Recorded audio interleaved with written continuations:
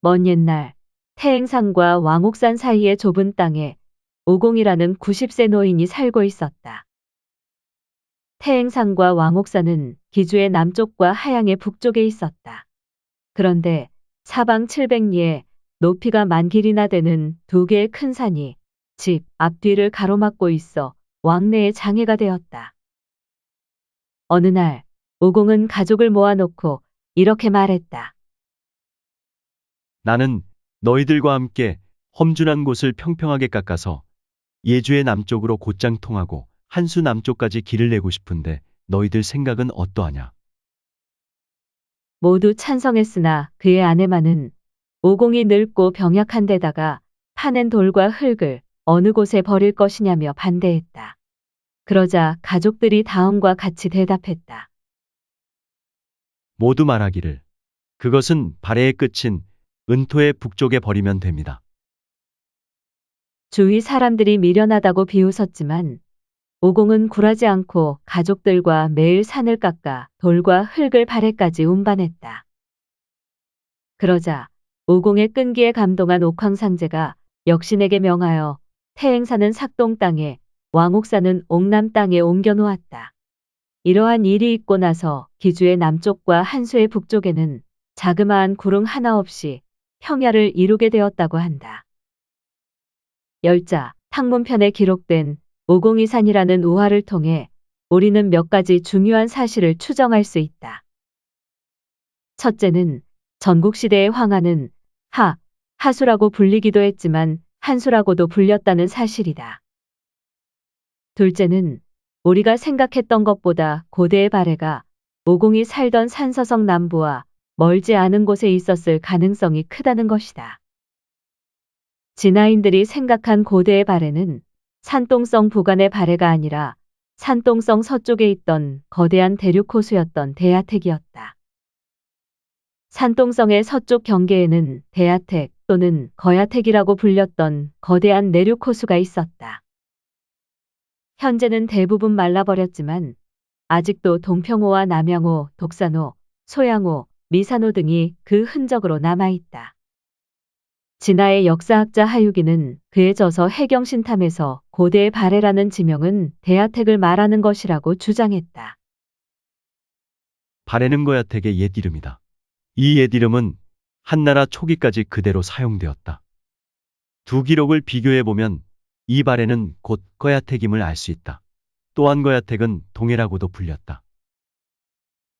당시 진화인들이 인식하고 있던 동해는 발해라고 불린 대야택이었다는 것이다.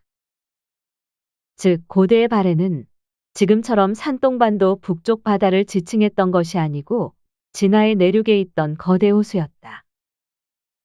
이러한 주장을 바탕으로 삼국사에 기록된 백제의 건국 기록을 살펴보자. 10명의 신하가 간언하기를 오직 이곳 하남의 땅은 북쪽으로는 한수를 띠처럼 두르고 있고 동쪽으로는 높은 산을 의지하였으며 남쪽으로는 비옥한 벌판을 바라보고 서쪽으로는 큰 바다에 막혀 있습니다. 이렇게 하늘이 내려준 험준함과 지세의 이점은 얻기 어려운 형세이니 이곳에 도읍을 세우는 것이 또한 좋지 않겠습니까?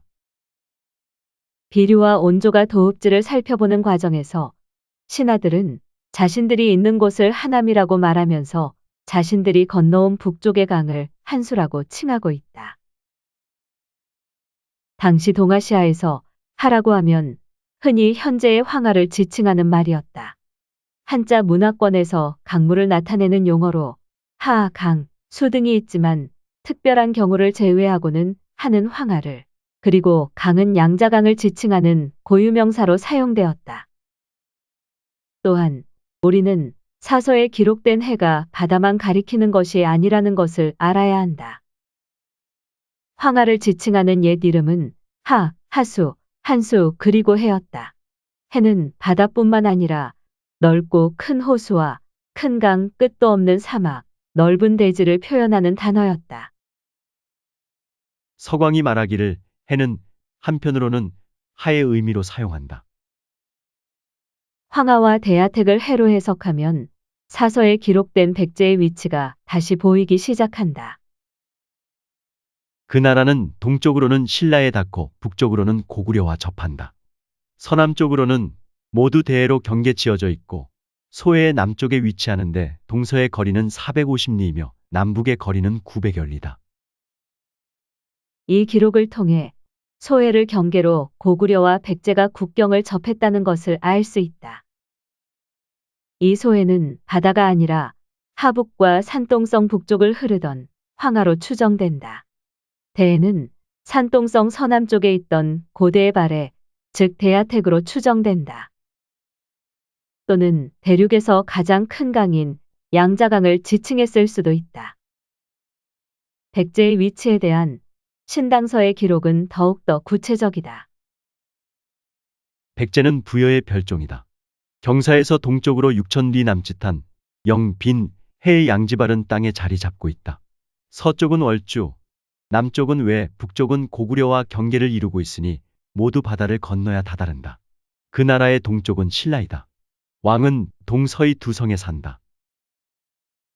진화의 여러 고지도는 영과 빈, 해가 대륙에 있던 지명임을 증명하고 있다. 영, 빈, 해를 지명으로 본다면 하북성, 산동성, 강소성 일대가 백제의 영토였다는 것을 말하는 것이다. 백제가 대륙에 있었다는 근거는 고구려 장수태왕과 대치하던 백제 계로왕의 기록에서도 추정할 수 있다. 계로왕은 고구려의 첩자인 승려 도림의 꾀에 속아 나라의 재정을 뒤흔드는 대규모 토목 공사를 진행한다. 나라 사람들을 모두 징발하여 흙을 쪄서 성을 쌓고 그 안에 궁궐과 누각과 전망대와 건물을 지었는데 웅장하고 화려하지 않은 것이 없었다. 또 웅리아에서 큰 돌을 가져다 덧너를 만들어 아버지의 뼈를 묻고 하를 따라 둑을 쌓았는데 사성의 동쪽에서부터 숭산의 북쪽에 이르렀다. 현재 학계의 통설은 한성을 현재의 서울로 보기 때문에 웅리아를 한강으로 보고 숭산을 현재 팔당대교 부근의 검단산으로 추정하고 있다. 그러나 한강에는 제방의 흔적도 없고 사성과 숭산이라는 지명도 찾을 수 없다. 사성은 오늘날의 산동성 태산의 서남쪽에 있는 비성을 뜻하는 것으로 추정된다. 1931년 중화민국 시기에 발행된 중국 고금지명 대사전을 보면 현재의 비하를 옛날에는 사수라고 불렀음을 알 수 있다. 사수는 지금의 비하이다. 비하는 산동성 비성현 남쪽에 있다. 즉, 옛 사수이다. 비성현 남쪽의 비하가 옛날에는 사수라고 불리었다면 현재의 비성이 백제의 사성이었다는 추정이 가능하다. 정리하면 사성은 오늘날 산동성 태산의 서남쪽에 있는 비성을 뜻하는 것이다. 계로왕은 황하의 범람을 막기 위해 하남성 숭산으로부터 산동성 사성까지 긴 제방을 쌓은 것이다. 계로왕은 이런 대규모 토목 공사를 추진했기 때문에 국력이 소진되어 고구려 장수태왕의 침입을 막지 못해 나라가 멸망 직전까지 몰렸다. 소해는 지금의 황하로 당시 백제의 한 수였다. 백제와 고구려는 황하를 경계로 하고 있다가 고구려가 요동을 점령하자 백제는 요서를 점령하여 요서로 진출한다. 그 나라는 본래 고구려와 더불어 요동의 동쪽에 있었다. 진나라 때에 이르러 고구려가 이미 요동을 경략하자 백제 역시 요서 진평 두 군의 땅을 점거하여 스스로 백제군을 설치하였다. 동진 말기 5호 16국 시기가 시작되는 혼란스러운 상황을 이용하여 백제가 요서의 진평군 땅을 차지했다고 추정할 수 있다.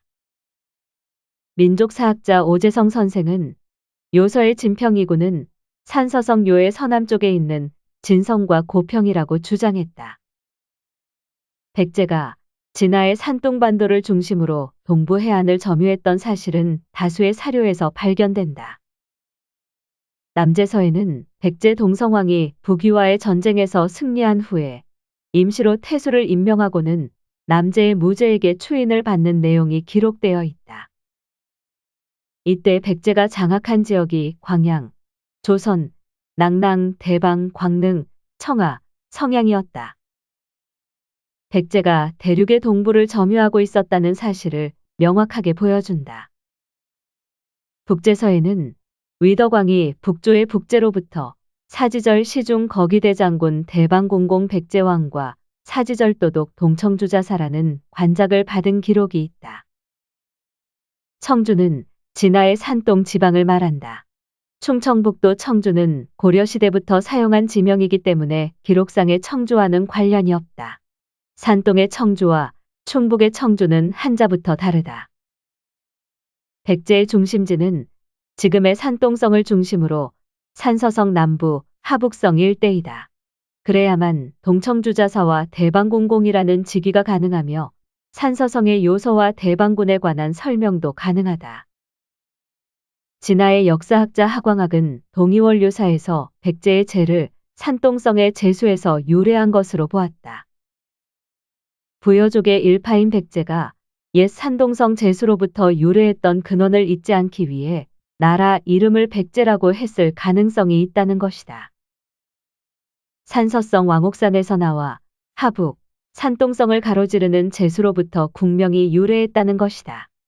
반대로 생각하면 이 제수라는 지명은 백제의 국명에서 유래된 것일 수도 있다. 춘추 전국시대의 제나라가 아닌 백제의 제가 산동성의 지명으로 쓰이는 것은 이 지역의 뿌리가 어디였는가를 명확하게 보여주는 증거라고 생각한다.